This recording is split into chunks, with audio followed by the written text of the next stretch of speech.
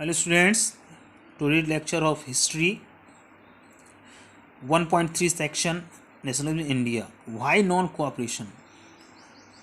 असहयोग आंदोलन ही क्यों?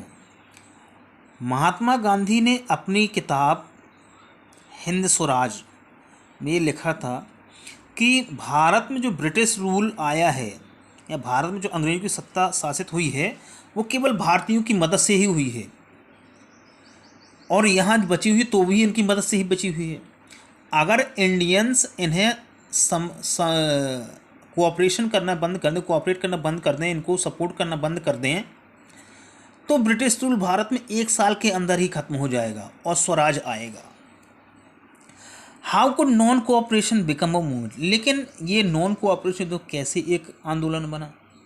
गांधी जी प्रपोज्ड दैट, गांधी जी ने एक प्रस्ताव दिया कि ये जो आंदोलन है उसको धीरे धीरे करके अलग अलग चरणों में इसको शुरुआत इसकी की जाएगी। It should begin with the surrender of titles. इसकी शुरुआत कहाँ से हुई?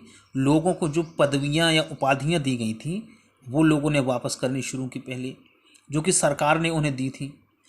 और सिविल सर्विस जो भी सेवाएं थी उनमें लोगों ने बॉयकॉट करना शुरू किया, काम करने से मना किया, सहयोग करने से मना किया। आर्मी से लोग छोड़कर जाने लगे, लोग पुलिस की नौकरी छोड़कर जाने लगे। कोर्ट्स, जितने भी कोर्ट थे वहाँ के जो लोग थे वकील वगैरह उन्होंने भी छोड़कर जाने लगे। लेजिस्लेटिव काउंसिल में लोग छोड़कर जाने लगे। स्कूलों से बच्चे जाने लगे, टीचर्स जाने लगे और साथ ही साथ विदेशी कपड़ों का भी बहिष्कार किया जाने लगा। तब सरकार ने एक रिप्रेशन की नीति अपनाई और a full civil disobedience campaign would be launched. एक पूरी तरह से सविनय अवज्ञा आंदोलन की शुरुआत की गई, असहयोग आंदोलन की। और महात्मा गांधी 1920 में और शौकत अली इन लोगों ने मिलकर के एक बड़े पैमाने पर लोगों का सपोर्ट पाने के लिए अभियान चलाए।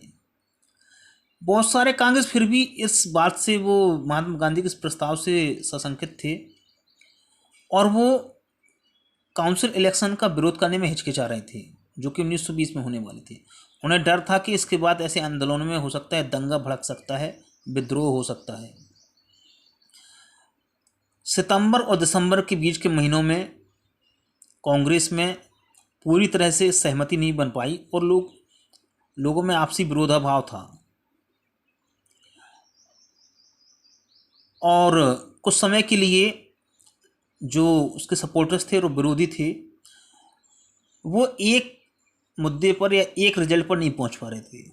आखिरकार अंत में जब नागपुर में दिसंबर 1920 में कांग्रेस का सम्मेलन हुआ तब एक समझौता हुआ और उसमें नॉन कोऑपरेशन प्रोग्राम को लॉन्च करने की बात कही गई।